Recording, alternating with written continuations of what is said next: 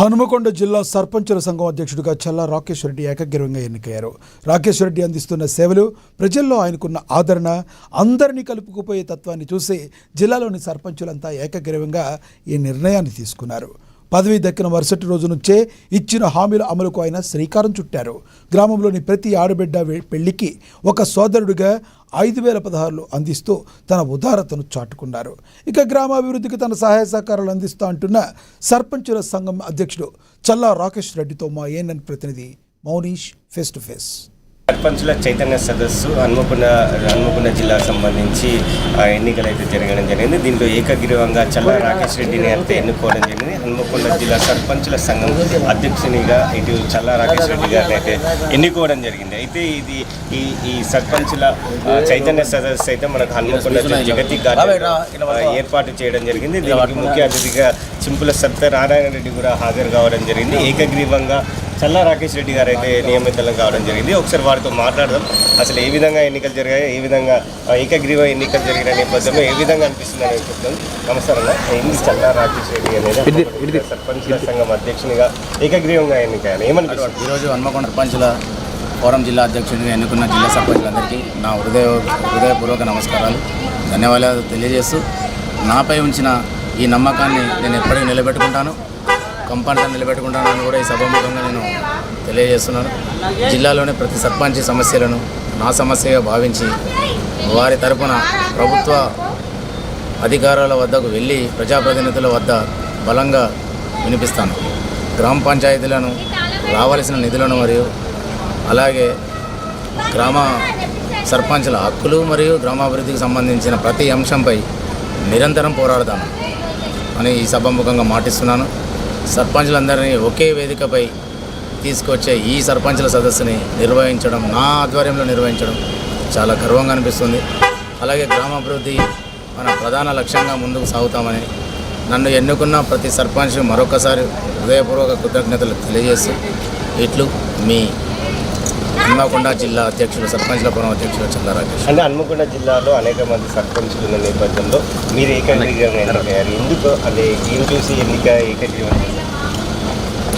ఇప్పుడున్న పరిస్థితులలో నేను చేసే పనులు కానీ, మా విలేజ్లో చేసే పనులు కానీ, గ్రామానికి సంబంధించిన అభివృద్ధి కార్యక్రమాలు కానీ, రీసెంట్గా నేను కార్యక్రమాన్ని నిర్వహించడం పట్ల మా ఎమ్మెల్యే గారు, వదనపేట ఎమ్మెల్యే గారు, ఈ రీసెంట్గా నేను ఎన్నికల్లో భాగంగా ప్రతి మా విలేజ్లో ఏదైతే ఆడపిల్ల, మా ఇంటి ఆడపడుచు ఎవరైనా ఆడపిల్ల పుడితే 5,000 పదార్లు అని చెప్పడం కానీ, బతుకమ్మ ప్రాంగణం కానీ, రోడ్లు కానీ మరియు ఏ ఇతర సమస్యలు ఉన్నా కానీ నేను వెంటనే నెరవేర్చుకుంటూ సకాలంలో వారికి ఉన్న 6 నెలల వ్యవధిలో మొత్తం చెప్పిన విధంగా కాకుండా ఎంతో కొంత పనులు ముందుకు చేపట్టుకుంటూ వెళ్తున్నాను. కాబట్టి గ్రామ ప్రజల సహకారంతో పాటు మా మండల సర్పంచులు మరియు జిల్లా సర్పంచులు మరియు అధికారులు, ప్రతినిధులు, ముఖ్య అతిథులు అందరి పాత్రతో నేను ఈ జిల్లా అధ్యక్షునిగా ఈరోజు మీ ముందు ఉండడానికి కారణం ఇంతమంది కృషితోటే నేను ఇంతకుముందు ఉన్నానని చెప్తాను. అయితే గతంలో కూడా సర్పంచులు కూడా అనేక ఇబ్బందులు పడ్డారు. ఈ నేపథ్యంలో మీరు కొత్తగా వచ్చిన కాంగ్రెస్ ప్రభుత్వంలో ఇప్పుడు సర్పంచులకు ఎలాంటి హామీ ఇవ్వబోతున్నారు మీరు హన్మకొండ జిల్లా పరంగా ఎన్నికైన నేపథ్యంలో?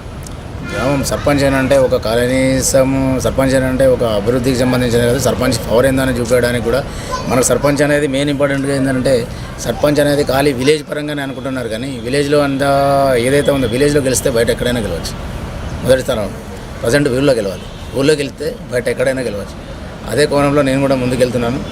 ఈ అధికారంగా అయితే ఈ ప్రభుత్వంలో అయితే ప్రస్తుతానికైతే ఎటువంటి సమస్య అయితే మాకు ఇప్పటివరకు తలెత్తలేదు. కానీ కొంచెం తప్పితాలు ఏ గవర్నమెంట్ అయినా కూడా 100% సహకారం చేయలేవు.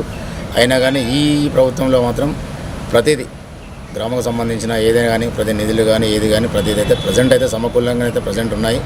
సకాలంలో ఈ ప్రభుత్వం కూడా నెరవేరుస్తుంది.